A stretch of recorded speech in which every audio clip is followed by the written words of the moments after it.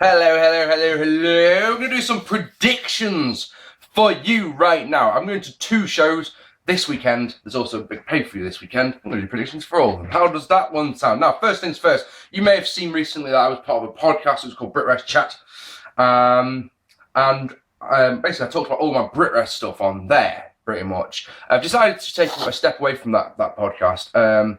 I'm not a podcast person. I resisted even doing the podcast to begin with, because I prefer videos. I prefer you to be able to see someone's face. So I want people to be able to see the emotion when I'm talking about it, You can't convey emotion, in my opinion, on a podcast. And I've always believed that. And there was a motto that went around that was, if you're not enjoying it, don't do it. So I wasn't enjoying it, so I decided to step away from doing it.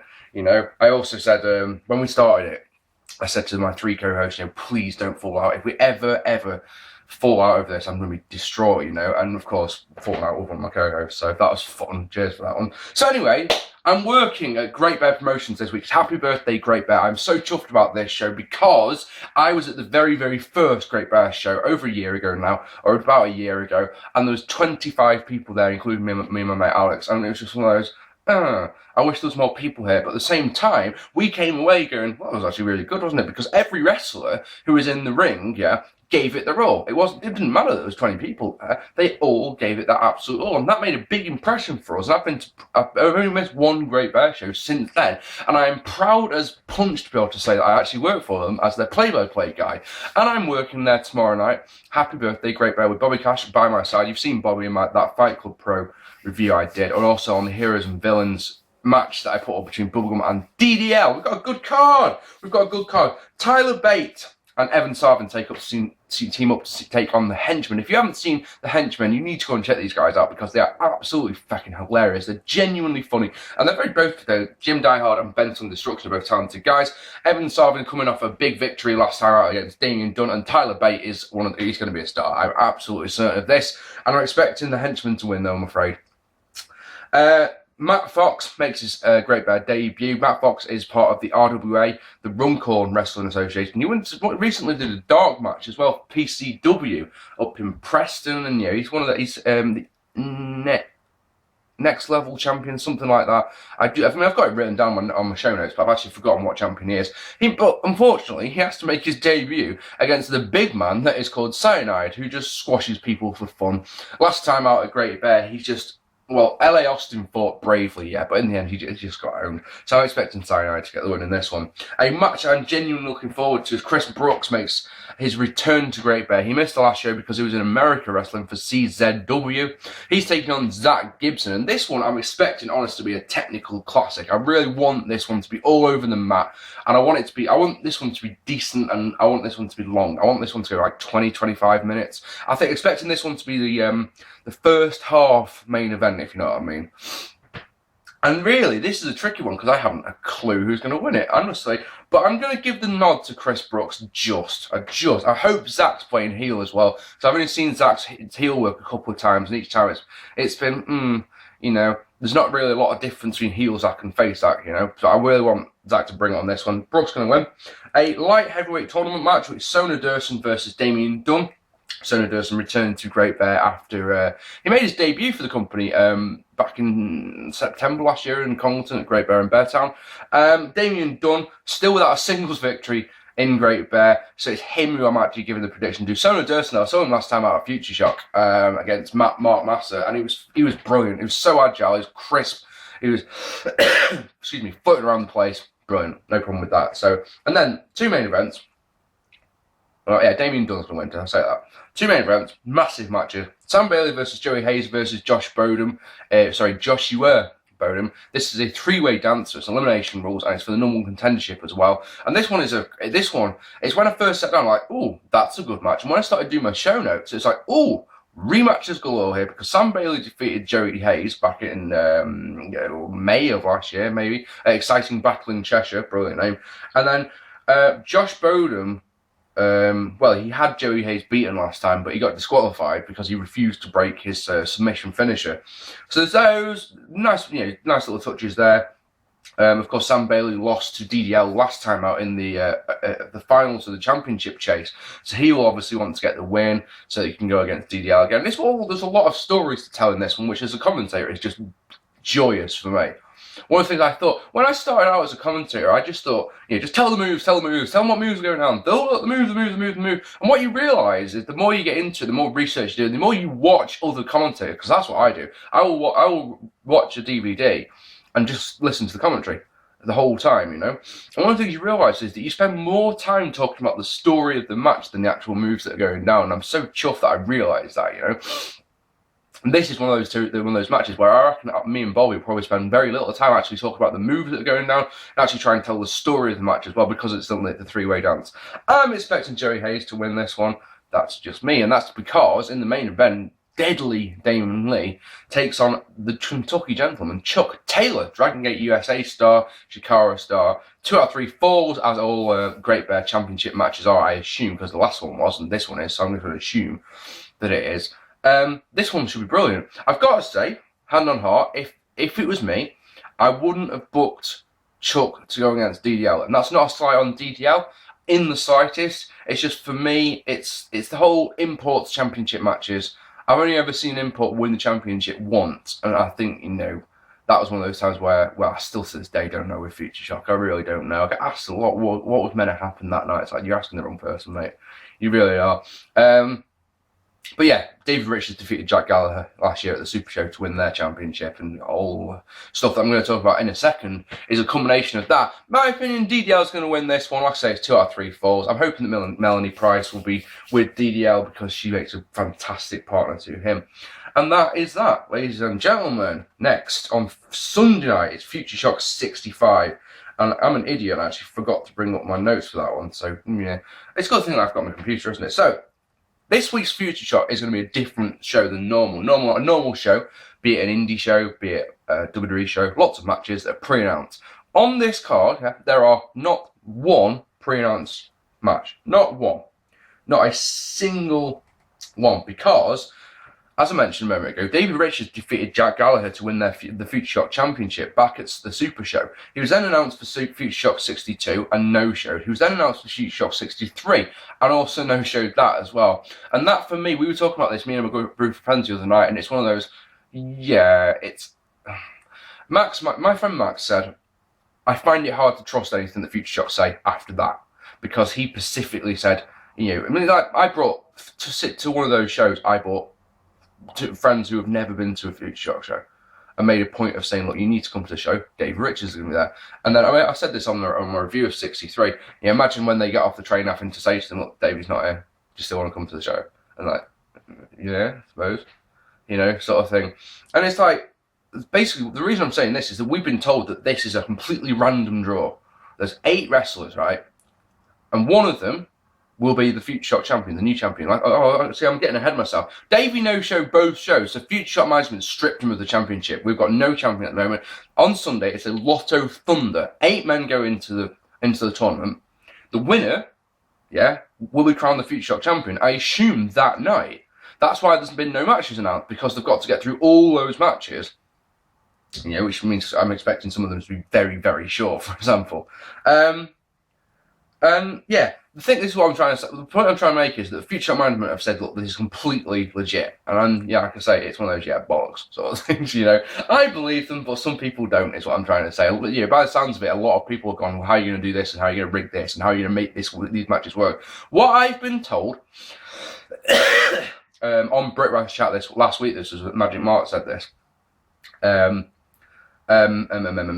is when you go in, you're going to get given a raffle ticket, and when they're going to basically say for the first match, G-Man or Magic Mark will have a tub full of the raffle tickets, pulls out a number. If it's your number, you get to choose who goes into the match.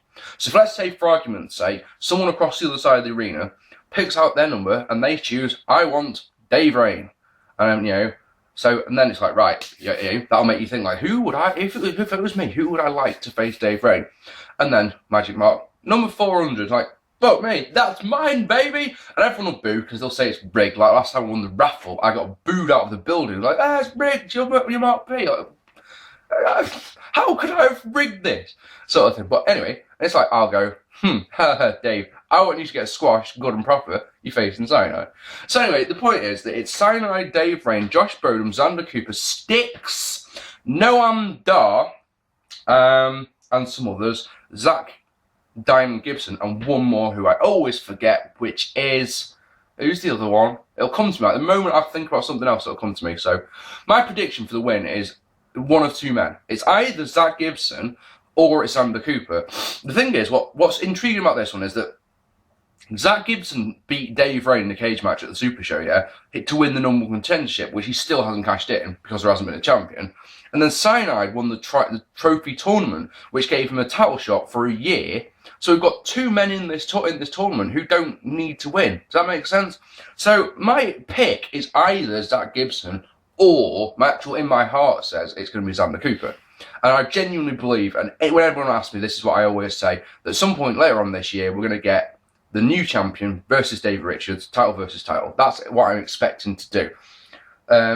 Cy Valor, you see. I knew if I looked away, Cy Valor is the other entrant. And yeah, models are set to appear. There's a guy debuting called Justin Price, who's Melanie Price's brother, who, it's one of those things that if you get the character, you go, oh, now that I like. If you don't, you go, what the fuck? Because he's going to be a teeny bopper. He's going to like Justin Bieber. And so think about this. Well, it's just one of those, oh, I love it. He's going to come out and he's going to get booed to hell. And it's going to be brilliant to watch. I'm genuinely looking forward to seeing this kid work. But yeah, the models are there. I'm assuming they're going to be with them. And Project Eagle will be there as well. So I'm expecting a big brawl to start off between them. I mean, what I want is a match between those two teams. That'll make me happy. I saw it Infinite last year and it was fucking brilliant. So that's what I want to see. Now then, you've stuck with me long through thick and thin here. Let's talk about Lockdown, shall we? I don't do TNA reviews if I can help, and there's a reason for that, and that's the last time I did, when I only got 300 views. It's that simple. When your Raw reviews are getting 800 views a week, and you do a TNA review and it only gets 300, you look at it and go, well, that was a waste of time, wasn't it? Let's not do that again. But I do follow the TNA product, believe it or not. Watch it every Sunday. Normally watch Wrestle Talk TV after it and go, well, that was wank, wasn't it? Because it is. Sorry, don't like Wrestle Talk TV one bit. It's one of those things that as a Brit who likes British wrestling, I want to see British wrestling on the show. Even I understand if you can't show matches on it, but, last week's episode had one bit about British wrestling, and it was awful. It was just this little tag that came up saying that Rampage Brown has been stripped of the NGW Championship, and then they got on with something else, like, oh, that's nice. And then they've got this thing called caption the meme thing, and you're like, right, is this really relevant? Has this got anything to do with anything at all, other than making all three of you presenters look like idiots? But look like oh, it's so stupid. Anyway, Lockdown is this Sunday. This is the first TNA pay-per-view in ages because, of course, they're trying to do something different. Whether that works or not remains to be seen. Back in the day, of course, you had a few pay-per-views a year. There was normally like 3 months between pay-per-views, which made it feel, when the pay-per-view came around, you're like, yes, can't wait for the fucking pay-per-view. And now there's pay-per-views every month, and you're just like, storylines have become so diluted, and feuds last a month. But, they've got a chance to do it. And the interesting thing straight away off the bat is that normally Lockdown is all the matches are in a steel cage, and now they're not. And I don't know how I feel about that, because at the end of the day, all the matches inside a steel cage is proper overkill, isn't it? I mean, properly overkill. Having one on them is guaranteed that people... Excuse me a second. Just noticing it's a little bit... having only one means that people are going to complain, oh, they should all be on the cage, But, let's have a look at this. So Robbie E versus Rob Terry is a match that I genuinely don't give a shit about, especially after Robbie E nailed Rob Terry with a painting or a poster or whatever it was like that. Yep, that's not going to hurt, is it? Genuinely. This is probably the only match on the card that I don't give a fuck about. Bobby Roode and Austin Aries versus Bad Influence, of course, Christopher Daniels and Kazarian versus Chavo Guerrero and Hernandez. 3-way tag team match for the tag team titles. Now, of course, if it's up to me, this is elimination rules, and Chavo Guerrero and Hernandez were eliminated in the first 2 minutes, and then the awesomeness that these two teams go at it. That's what I'd like to see. Whether I actually think that's going to happen or not, I don't think it's going to happen at all. But that's just me. And Bobby Roode and Austin Aries are the champions. I expect them to retain. Velvet Sky is the champion. She was defending against Gail Kim. No time for Velvet Sky. She's got a great ass. She's all right in the ring, but she's one of these. What is there left for you to do in TNA? And also, I don't know. She doesn't show the pigeons anymore. So the one thing that draws you to her is taken away, isn't it? So you're like, right, okay, never mind then. I think I think Velvet's going to retain. I think.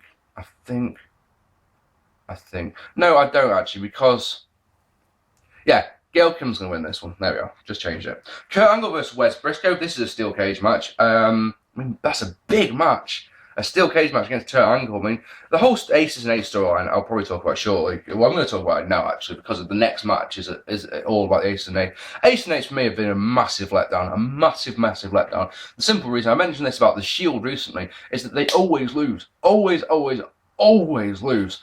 And to be a dominant faction, it doesn't matter how many people you beat up in skits or at the end of matches. To be a dominant faction, you need to win matches, and you need to win them in dominant style. And, you know, so having you lose all the time is just not, it's not good at all.